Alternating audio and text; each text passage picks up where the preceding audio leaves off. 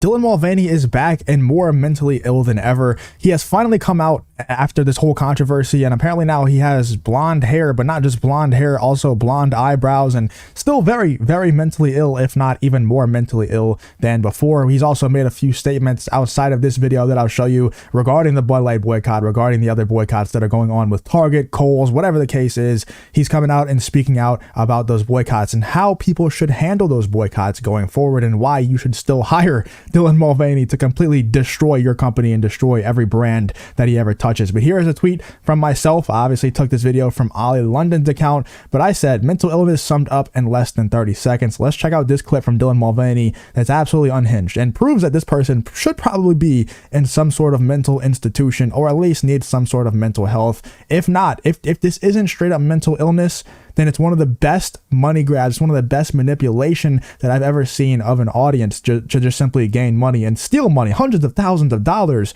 from these larger corporations like Bud Light and Nike and these other corporations that have hired Dylan Mulvaney. Let's check out this unhinged video. I live for the gays. I live for the gays. I live for them. I'm sorry, by the way. This makes me very uncomfortable to watch this video. This is the last time I watch it while I make this video. I'm sorry you have to see it, but I saw it, so you have to see it. I live for the gays. The gays, the gays, the gays. The gays, the gays, the gays make me happy. I don't want to live for anyone else. Gay, gay, gay. Be gay. Yeah, yeah, yeah. Whoa, whoa, whoa.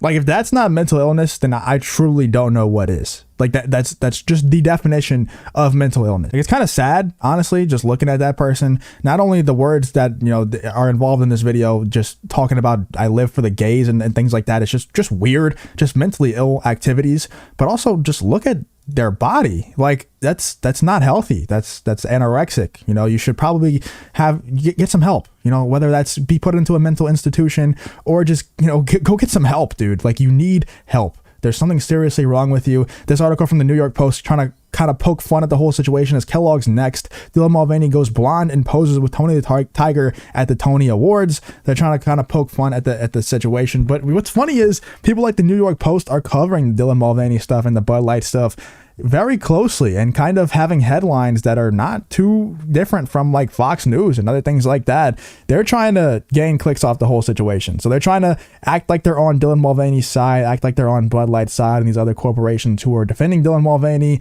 but at the same time trying to gain clicks off people like me and like you by having certain headlines that are, you know, they're trying to definitely gain from the situation, gain from the mental illness of Dylan Mulvaney, gain from the downfall of Bud Light. So I just thought that was kind of funny how they're trying to make fun by saying it's Kellogg's next because Dylan Mulvaney is posing with Tony the Tiger.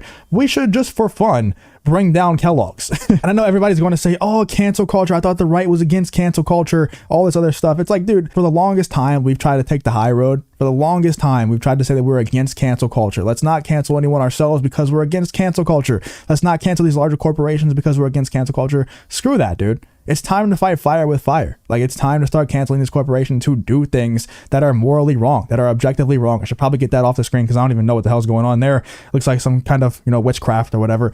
Fox News had this article, which I was talking about earlier, talking about Dylan Mulvaney's response to the whole Bud Light boycott, to the anheuser-busch losing $27 billion.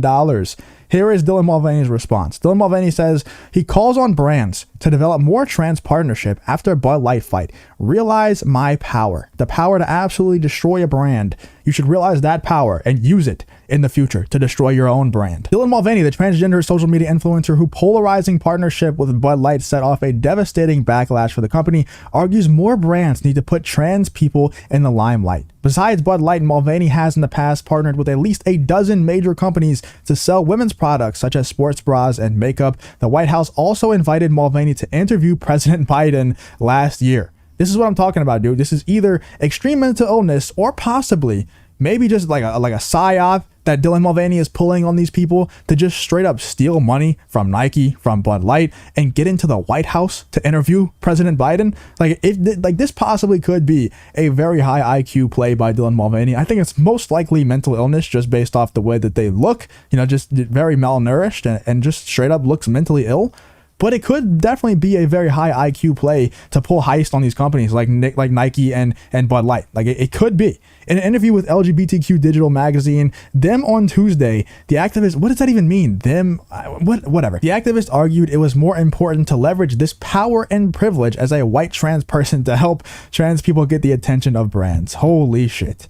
For a long time, I felt so lucky that these opportunities were coming my way that I thought it was by accident. But now I realize how much power I actually have, Mulvaney said. If a brand wants to work with me so bad, they should work with other trans people too. It's not enough to just hire me, this white, skinny trans girl.